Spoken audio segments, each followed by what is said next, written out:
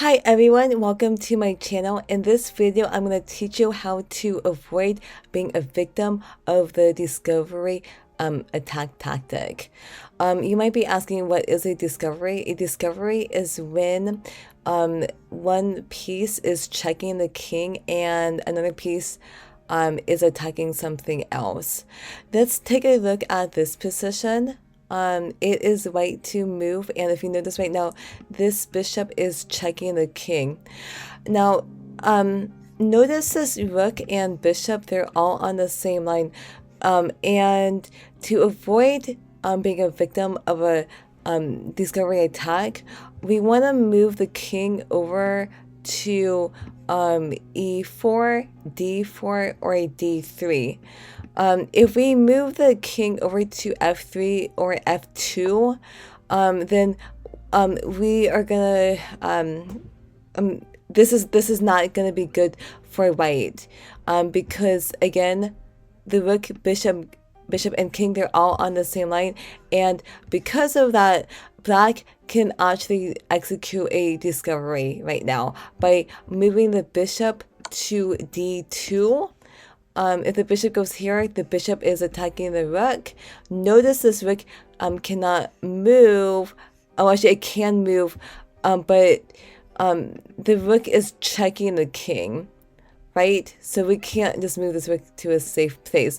The rook can go to f5, but this doesn't really help white because black can safely just capture this rook, right? So when you are playing chess, to avoid being a victim of a discovery, when you move the king, make sure that you move the king on a line where your opponent's pieces are not on the same line as the king, especially like with the rook or the queen. Okay, so again, if we go here or here, the bishop can go to d2, but also notice the bishop can also go to c7 and attack the rook.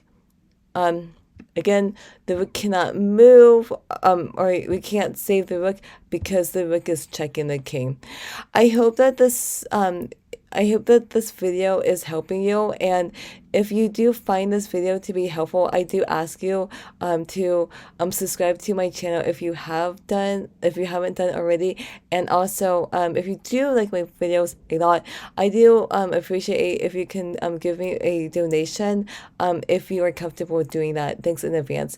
Okay, let's go ahead and go on to position number 2. This is position number 2, and in this position, this bishop is checking the king, and we need to find the best way to get out of the check. So we need to look at all of the pieces. Notice the rook and bishop, they're on the H file, so would it be a good idea for us to move the king on H2 or H3? The answer is no. If we move the king to H2 or H3, then we're gonna be we could be a victim of a discovery attack, right? So we don't want to move the king on the same line as the rook or the bishop, else we're gonna be asking for trouble. So my recommendation is, let's move the king over to f2, and white should be okay. Okay, now you might be asking, okay, well, what happens if we do move the king to h3 or h2? If that's the case, again, the rook, bishop, and king, they're on the same line, and black can do a discovery by moving the bishop to d2. And then you might be asking, yeah, but the queen and the knight can capture this bishop. But that's not the case. The queen and knight cannot capture the bishop because the rook is checking the king. And this is not going to be good because, you know, if the queen goes here to stop the check, then this rook can just capture the queen. This is not going to be good for white. And also, if we just simply move the king, let's say to g1, then black can simply just capture the queen. So I hope that you are finding this video to be helpful. So just remember is when you do move your king, make sure it's off the same line as the rook and the bishop. That's very, very important. Let's move on to position number 3, and this is it. If you notice right now, this knight is checking the king, so therefore it is right to move. We have to get out of check. What should we do to get out of check right now? So again, look at all the pieces. And then remember, we don't want to move the king on the same line as your opponent's rook or bishop. That's actually very, very important. So I noticed that, if we move the king over to g2 or g1, notice that it's on the same line as the rook and bishop. So therefore, moving the king to g2 or g1, that would be very silly. So I would recommend us to just move the king over to like a1, and this would be good. Again, moving the king to g2 or g1 would be a big mistake, because this allows black to do a discovery, because the rook, bishop, and king, they're on the same line. So therefore, black's bishop can take the pawn on d4.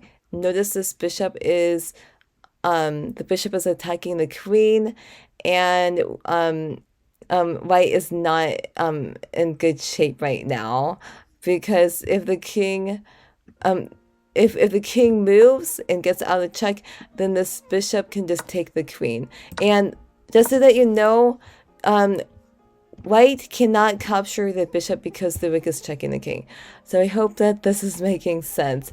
If the queen does go to g2, then the rook can just simply take the queen.